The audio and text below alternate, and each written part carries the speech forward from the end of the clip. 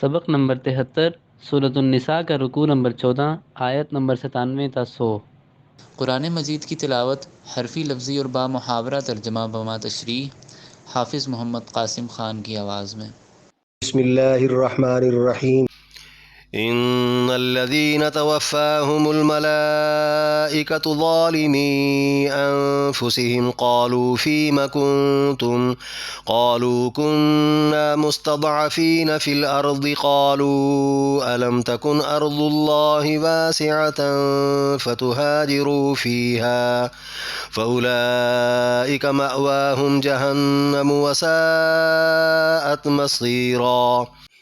ان الذین بلا شبہ وہ لوگ توفاہم جان نکالتے ہیں ان کی الملائکۃ فرشتے ظالمی ظلم کرنے والے ہیں انفسہم اپنی جانوں پر قالو کہتے ہیں وہ فیما کس میں کنتم تھے تم قالو وہ کہتے ہیں کننا تھے ہم مستضعفین لاچار فی الارض زمین میں قالو وہ کہتے ہیں الم تکن کیا نہ تھی ارض اللہ اللہ کی زمین واسعتاً کشادہ فتہاجروا تم ہجرت کر جاتے فیہا اس میں فاولئک وہی لوگ ہیں مأواہم ان کا ٹھکانہ جہنم جہنم ہے وساءت اور بری ہے مصیرا پہنچنے کی جگہ۔ پوری آیت۔ اپنی جانوں پر ظلم کرنے والے لوگوں کی جان نکالتے ہوئے فرشتے کہتے ہیں تم کس حال میں تھے؟ وہ کہتے ہیں ہم زمین میں بہت لاچار تھے۔ فرشتے کہتے ہیں کیا اللہ کی زمین کشادہ نہ تھی کہ اس میں تم ہجرت کر جاتے؟ یہ وہی لوگ ہیں جن کا ٹھکانہ جہنم ہے اور پہنچنے کی بری جگہ ہے۔ إلا المستضعفين من الرجال والنساء والولدان لا يستطيعون حيلة ولا يهتدون سبيلا۔ إلا المستضعفین مگر وہ لاچار رہ جانے والے من الرجال مردوں میں سے والنساء اور عورتوں میں سے والولدان اور بچوں میں سے لا یستطیعون جو نہیں طاقت رکھتے حیلتاً کسی تدبیر کی ولا یہتدون اور نہ وہ لے سکتے ہیں سبیلا کوئی راہ۔ پوری آیت۔ سوائے لاچار رہ جانے والے مردوں عورتوں اور بچوں کے جو کسی تدبیر پر قادر ہی نہیں اور نہ ہی وہ کوئی راستہ لے سکتے ہیں۔ فَأُولَئِكَ عَسَى اللَّهُ أَن يَعْفُوَ عَنْهُمْ وَكَانَ اللَّهُ عَفُوًّا غَفُورًا۔ فَأُولَئِكَ یہی لوگ عَسَى اللَّهُ امید ہے اللہ ان یعفو یہ کہ درگزر کر دیں گے عنہم ان سے وکان اللہ اور ہیں اللہ عفواً درگزر کرنے والے غفورا بخشنے والے۔ پوری آیت۔ امید ہے ان لوگوں سے اللہ درگزر کر دیں گے اور اللہ تو ہیں ہی درگزر کرنے والے بخشنے والے۔ ومن يهاجر في سبيل الله يجد في الأرض مراغما كثيرا وسعة ومن يخرج من بيته مهاجرا إلى الله ورسوله ثم يدركه الموت فقد وقع أجره على الله وكان الله غفورا رحيما۔ ومن اور جو کوئی یہاجر ہجرت کرے گا فی سبیل اللہ اللہ کی راہ میں یجد پائے گا وہ فی الارض زمین میں مراغمن کھلی جگہ کثیرن بہت وسعتن اور کشادگی ومن اور جو کوئی یخرج نکل پڑے گا من بیتہ اپنے گھر سے مہاجرن ہجرت کرنے والا الی اللہ ورسولہ اللہ اور اس کے رسول کی طرف ثم پھر یدرکہ الموت آ جائے اس کو موت فقد وقع تو پکا ہو گیا اجرہ اجر اس کا علی اللہ اللہ پر وکان اللہ اور ہے اللہ غفوراً بخشنے والا رحیمہ رحم کرنے والا۔ پوری آیت۔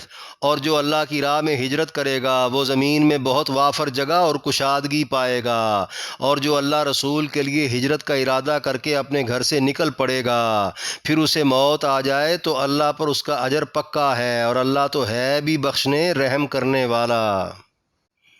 اس رکوع میں 4 آیات کی تشریح۔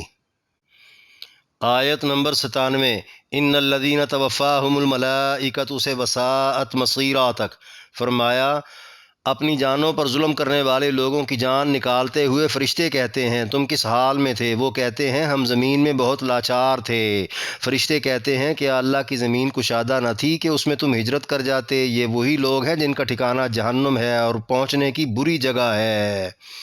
یعنی وہ مسلمان جو اسلام قبول کر لینے کے باوجود کفار کے زیر اثر رہتے ہوئے نہ تو کھل کر اسلام کا پرچار کر سکتے ہیں اور نہ ہی اپنا اسلام کسی پر ظاہر کر سکتے ہیں، بلکہ کفار انہیں استعمال کرتے رہتے ہیں۔ اس طرح وہ اپنے ساتھ زیادتی کرنے کے جرم میں مبتلا رہتے ہیں۔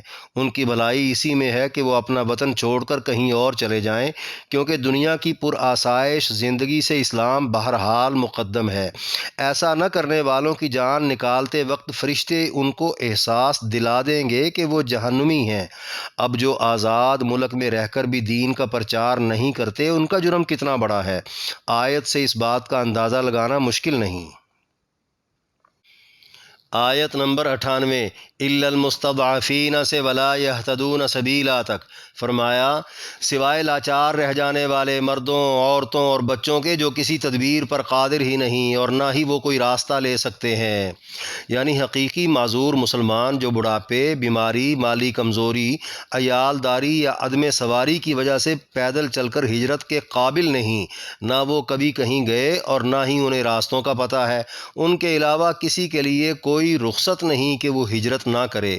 بقول مفسرین جو مسلمان ہجرت کی قدرت رکھتا ہو اس کے لیے باجماع فقہا کفر کے جبر سے نکل کر ہجرت کرنا فرض ہے، اور جہاں مسلمان رہ رہے ہوں وہاں اسلامی قوانین قائم کرنا ان کی ذمہ داری ہے۔ بحوالہ بخاری و مسلم نبی علیہ السلام کا ارشاد ہے مسلمان کے لیے اپنا مال لے کر اپنا دین بچاتے ہوئے پہاڑوں پر نکل جانا بہتر ہے اس سے کہ وہ فتنے میں پڑے۔ آیت نمبر 99، فَأُولَٰئِكَ عَسَى اللَّهُ أَن يَعْفُوَ عَنْهُمْ وَكَانَ اللَّهُ عَفُوًّا غَفُورًا فرمایا امید ہے ان لوگوں سے اللہ درگزر کر دیں گے اور اللہ تو ہیں ہی درگزر کرنے والے، بخشنے والے۔ یعنی جو حقیقتاً معذور ہیں، ہجرت کرنے کے قابل نہیں، وہ اللہ سے درگزر کی امید رکھیں، کیونکہ وہ کفر کے نرغے سے ایمان بچا کر نکلنا چاہتے ہیں۔ اس کی تفصیل اسی صورت کی آیت نمبر 75 میں بھی گزر چکی ہے۔ اگرچہ یہ تمام حالات آغاز اسلام کے بیان ہوئے ہیں، مگر قیامت تک پیش آنے والے حالات کے مطابق مسلمان انہی باتوں کو بطور ضابطہ ماننے اور اپنانے کے پابند ہوں گے۔